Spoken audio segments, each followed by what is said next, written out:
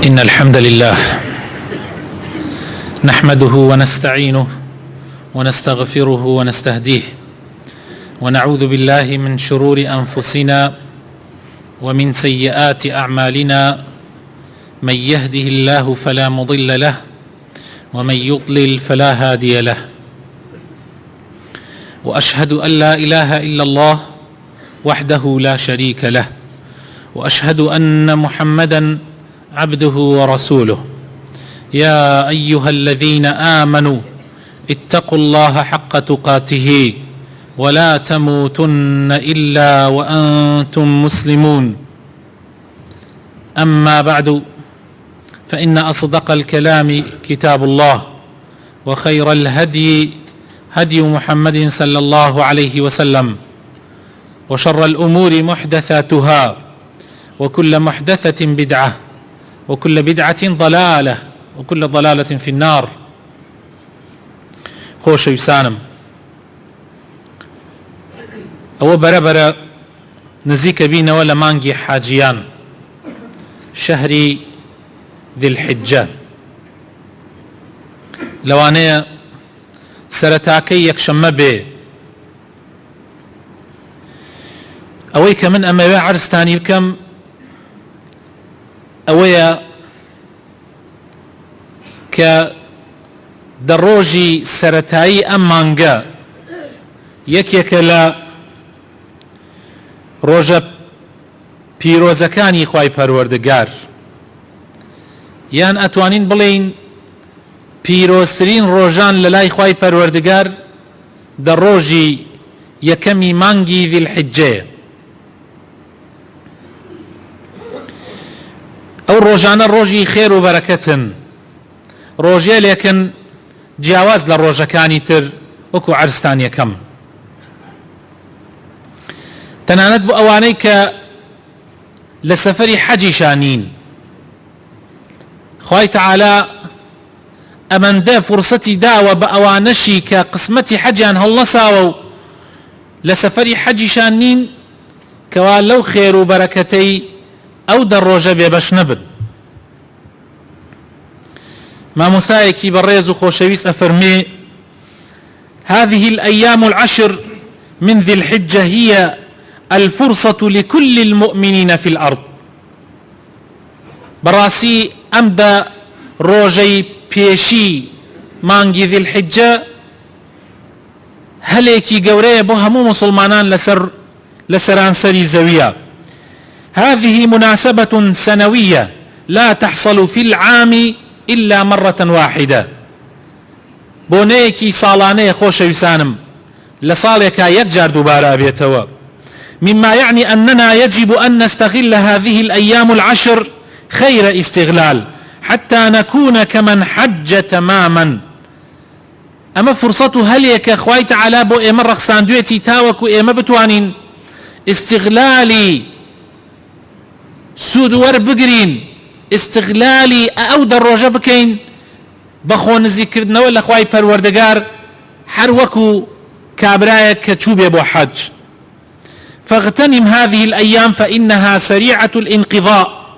إلى أن يكتب الله عز وجل لك حجا لا تضيع وقتا. بەڕاستی ئەمە فرسەتێکی زۆر گەورەیە، حەقە ئینسانی مسلمان لە دەستی خۆی نەدا هەوڵ بدە ئەم دە ڕۆژانە لە هەموو ساڵێکە ئاوەدان بکەرەوە بە عیبادەت و تاعەتی خوای پەروەردگار، هەتا ئەو کاتەی کە خوای تەعالا حەج بە نسیب دەکا، کاتەکان بە بەلاشمەیە تێپەڕ بکا و ئەم هەلە لە دەستی خۆت مەدە. قد فتح الله لك أبواب الخير على مصراعيها فأعمال الخير لا تنتهي وأبواب الجنة لا تغلق في وجه طالبيها ورحمة الله واسعة. بەڕاستی خوای تەعالا دەرگاکانی خێر و چاکەی بۆ تۆ کردوتەوە، کارە چاکەکان کۆتایی نایە و لە بن نایە، و بەردەوام خوای تەعالا لێتی وەرەگرێ و دەرگاکانی بەهەشت کراوەتەوە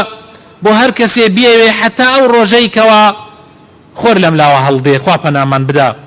هەتا ئەو ڕۆژەی کەوا خۆر لە خۆر ئاواوە هەڵدێ. خوای تەعالا ڕەحم بە هەموو لایەکمان بکە. دەربارەی فەزڵی مانگی ذی الحجە خۆشەویستەکانم خوای تعالى سوێنی پێ ئەخوا لقد أقسم الله بها ولا يقسم الله إلا بعظيم. خوای تعالى سوێنی پێ خواردووە و خوای تعالىش سوێن بە شتێک ناخوا ئیلا گەورە نەبێ، ئیلا مەزن و گەورە نەبێ. خوای تعالى لە قورئانی پیرۆزە ئەفەرمێ والفجر وليال عشر. خوای تعالى قسم بە کاتی سبەینان، کاتی فجر ئەخوا کە کاتێکی زۆر پیرۆز و مبارەکی ڕۆژانەیە، و خوای تعالى سوێن بە دەشەوەکەی ئەوەڵی مانگی ذی الحجة أخوا. وكو جمهور علماء مفسرين وأفرمن أو ليالي عشرة، وكو ابن كثير لتفسيرك يا باسيك أو ليالي عشرة بريتية لا دا شوكي بيشي، يعني دا شوكي أولي مانجي ذي الحجة. وإمام ابن كثير باش أويك الرأي جمهوري سلف خلفي لسر دينيته وباشان أفرمي وهو الصحيح، أفرمي أم رأيك صحيحة. خواه تعالى لقرآن بيروزة لسورة حجة أفرمي آياتي بسهشت ويذكر اسم الله في أيام معلومات على ما رزقهم من بهيمة الأنعام. باسي أوأكاك خواه تعالى هلي حجي رخصان دوب أو خلقانيك أيا نوي حجي ماري خوابكن و لويا ذكري خوابكن لروجانيكي دياري كراوة لوي زياتر و زياتر لخوا نزيك ببنوا ويادي خوابكن. زاناياني تفسير أفرمن أو أيام المعلومات كخواي تعالى أو روجة دياري كراوانك لو آية خواي تعالى باسيك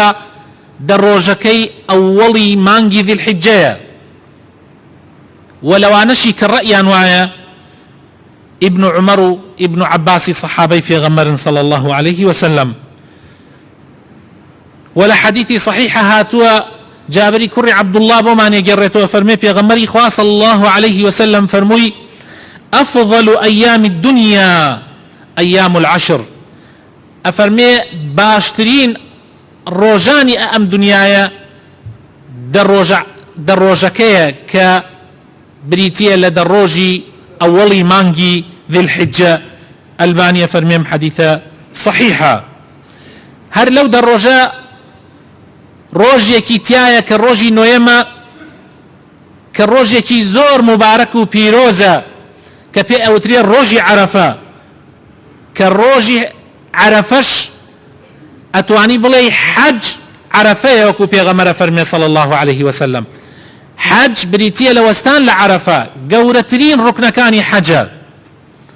أكويت أو روجوا روجيك كخواي تعالى لقناح كاني خلق خوش به بتايبت أوانيك لي آمادن. روجيك كخواي تعالى خلقانيك زور لآقري جهنم رزقار أكاو آزاد أكا أجر دشوك دروجكي أولي مانجي ذي الحجة هيج فضليكي نبوايا تنها أو نبيك روجي عرفاتي تيايا بس بو قوري وبو فضلي چونك أوندا أو روجة بيروز مباركة نك تنها بو حاجيان بو همو خلقي. وهروها لو در روجة روجي كوتاي روجي ججني قوريه كججني قربان للاي خوبان مشهورة عيد الأضحى أكويت الروجي دايما يوا. وأويش پیغمبري خواه صلى الله عليه وسلم أفرمي قورترين روجي خواه لسر روي زويا أعظم الأيام عند الله يوم النحر. پیغمبر أفرمي صلى الله عليه وسلم قورترين روج كخواي قور خلقي كردبي أو روجيه كخلق قرباني أكابو خواي پروردگار كروجي ججني قربانه. طبعا قرباني أو روجيه وروجكاني سير روجي دواي أويش أتواني قرباني بكي بس يكم روجي بري دي ذي الحجة أكوي بويا أجر كسانيك بيانوي قرباني بكن حولدا للروجي كما بيكن بو أوي بري أو أجر قوري بكون.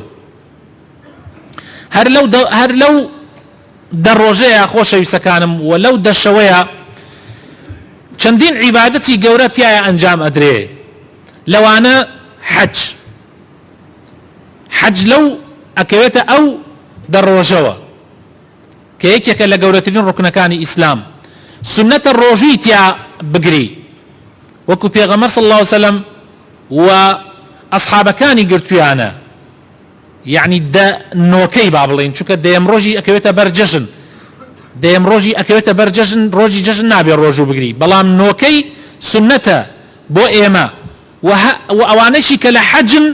ڕۆژی نۆیەمیشی نابێ بگرن چونکە ڕۆژی عەرەفە بۆ حاجی نابێ ڕۆژووی تیا بگرێ بەڵام ئەتوانن هەشتەکەی پێشووی بگرن بۆیە خۆشەویستەکانم چۆن گەورە نەبێ کە تۆ تایە حەج ئەنجام ئەدرێ کە ئەو عیبادەتە گەورەیە ڕۆژووی تیا ئەنجام ئەدرێ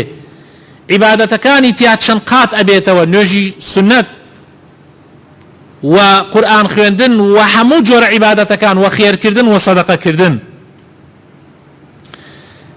ابن عباس خوای لێ ڕازی بێ لە خۆی و لە باوکیشی ئەفەرمێ پێغەمبەری خوا صلی الله عليه وسلم فەرمووی ما من أيام العمل الصالح فيها أحب إلى الله من هذه الأيام كاتي دي ذي الحجات بيشو ابن عباس فرموي مسلمانان پیغمبر إخوة صلى الله عليه وسلم فرموي هيج روجان يكنية للاي إخوة أواني أم در روجا كردوي چاكي تياخ وشويز بي للاي إخوة پروردگار لم در روجا لم دشوا كردوت جاوازة خواي تعالى خوشويسترين كردوا كان للاي أويا كردوي چاكا أويا لم در روجا أنجام بدري لم دشوا أنجام بدري وتيان أي پیغمبر إخوة يعني عمل كردني أو در روجا كردوي چاكا لو در روجا لجهاد كردن لغزا كردن كإنسان روحي ومالي لبيناو خوا أبخشي لوش قورتره پیغمبر خوا صلى الله عليه وسلم فرموي بلي لوش قورتره تنها ليكشد قورترنية اويش اوه كابرا كأچه بو غزا كردن كأچه نقريت دعوه شهيد ببي لبيناي خوايا بس او كردو لكردو كاني او دروجة قورتره سيد كان برا بالرئيزة كانم يعني كسيك اقر جهاد بكا لبيناي خوايا بخويو بمالكيوه اواني او قورانية لو روجانا كردوي چاكا بخواي قورا انجام بدي مگر او كسا شهيد ببيو نقرت دعوه ويا حقا انساني مسلمان هلي ام روجانا لدست ندا پیاو چاکانو پیشینانی ايما هوليان داون ام فرصتانا لدست ندن حيف انساني مسلمان وكو روجاني كي ترتماشاي ام روجانا بكا حق هرچی کردوی چاکت هەیە هەوڵ بدەی بیخەیتە ئەم دەڕۆژەوە مادام خۆشەویستترین کردەوەکانن لای خوای پەروەردگار هەر کەسێ نیەتی خێرێکی هەیە با لەم ڕۆژانە ئەنجامی بدا ئەوێ بیرێک بۆ خوا بکا با لەم ڕۆژانە بیکا ئەوێ پردێک چاککە با لەم ڕۆژانە بیکا ئەوێت سولحی بینی خەڵکی بکا با لەم ڕۆژانە لەدەستی خۆی دەرنەکا ئەوێ خەڵک ئاشتکاتۆ لە خۆی با لەم ڕۆژانە لەدەستی خۆی دەرنەکا هەوڵ بدەن ئەم ڕۆژانە خۆشەویستەکانم ئەگەر ڕۆژێ لە ڕۆژان غەڵەتێکتان کردووە هەوڵ بدەن لەم ڕۆژانە تەوبە بکەن و بگەڕێنە بۆ لای خوای پەروەردگار ئەوانەی کە نوێژیان نەکردووە حەقە لەم ڕۆژانەوە دەستکەن بە نوێژکردن و نەیەڵن نوێژەکانیان بفەوتێ ئەوانەیان تا ئێستا تەنها فەرزەکان ئەکەن و تەمەڵیان کردووە لە سونەتەکانە با هەوڵ بدەن سونەتەکان لەم دەڕۆژە لە دەستی خۆیان دەرنەکەن ئەو کەسانەی کە شەو نوێژیان نەکردووە تا ئێسا با هەوڵ بدەن ئەم دەشەوانە هیچ نەبێ دوور کات نوێژی تیا بکەن لەگەڵ ویترەکە بیکەن بە سێ ڕکات هیچ نەبێ خۆشەویستان فرسەتە بۆ ئەو کەسانەی کە قورئان خوێنن یا ئەو کەسانەی کە قورئان خوێنیش نین بەڵام ئێستا قەڵەم قورئان هەیە و ئێستا شریت هەیە و میمۆری هەیە توانی قورئانی تیا خەزن بکەیت و گوێی تێ لێ بگری فرسەتە لەم دەڕۆژە هەوڵ بدەی قورئان خەتم بکەی کردەوەی چاکە زۆر زۆرە بەڵام هەوڵ بدەن خۆتان ئیجتیهادی تیا بکەن نەکەن لەم ڕۆژانە گوناح بکەن نەکەن لەم ڕۆژانە مەعسیەت بکەن نەکەن لەم ڕۆژانە بازار گران بکەن نەکەن لەم ڕۆژانە خەڵق بخەڵەتێنن برای نەفسی ئینسان زۆر زەعیفە خەڵکێ براینە تەسەوڕەکەن ئێمە زۆر جار کێشە لە ناو مزگەوت تا کێشەمان بۆ دروستە بێ لەسەر نعلی خەڵک کابرا دێ بۆ نوێژ جمعە یا دێ بۆ جەماعەت دوای ئەو دەرەچێ نعلی یەکێکی تر ئەبا سێکە خەڵک چەندێ زەعیفە فرسەتە ئینسان تەوبە بکات لەو گوناحانە با بچووکیش بێ بەس لای خوا زۆر گەورەیە ئاگامان لە زمانی خۆمان بێ هەوڵ بدەین زمانی خۆمان بپارێزین لە غەیبەتکردن لە بوختیانکردن لە قسەی ئەملا ئەولا فرسەتە خۆشەویستەکانم هەوڵ بدەن ئەم نۆ ڕۆژە ئەگەر ئەتوانن ڕۆژی تیا بگرن ئەگەر هیچ نەبێ ڕۆژی نوێمی بگرن کە ئینشاءالله باسی فەزڵەکەی ئەەکەین لە وتاری داهاتووە فرسەتە خۆشەویستەکانم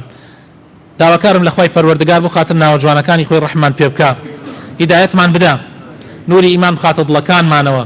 دوورمان خاتەوە لە تاوان و لە گوناح یا ڕەبی خوایە بۆ خاتر ناوە جوانەکانی خۆت بەردەواممان بکەی لەسەر دیندارێتی لەسەر ئیسلامەتی یا ڕەبی خوایە کارێک نەکەین تۆمان لێ بڕەنجەی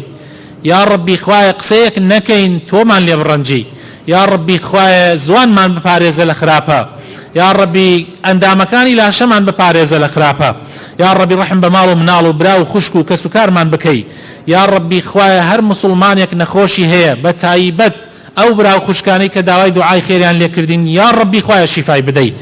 یا ڕەبی موسڵمانێ لێک هێن داوایان لێ کردوین دوعای خێریان بۆ بکەین خوایە ڕەحمیان پێ بکەیت و شیفایان بدەیت یا ڕەبی ئەوەی گیراوی هەیە گیراوی دەرباز بکەی ئەوەی کێشەی هەیە کێشەکانی چارەسەر بکەی ئەوەی حەزێکا لە ناو دڵیا و حەزەکە خوا بۆی جێبەجێ بکە یا ڕەبی بۆی جێبەجێ بکەیت و خێری دین و دنیای تێبخەی بۆی یا ڕەبی خوایە ئیسلاحی حاڵمان بکەی یا ڕەبی خوایە خۆشی و هەرزانی لە وڵاتمانە بەرقەرار بکەی یا ڕەبی ڕەحم بە گەنجەکانمان بکەی هەلی کاریان بۆ بڕەخسێنی یا ڕەبی خوایە بەرەکەت خەیتە دەغڵ و دانی وڵاتمانەوە بەرەکەت خەیتە کارەبا و ئاوی وڵاتمانەوە یا ڕەبی وڵاتمان لە هەموو خراپە و خراپەکاریەک بپارێزی هەردەم پیاوی باش و کەسی چاکار بەدەستمان بێ خوایە ئامین ئامین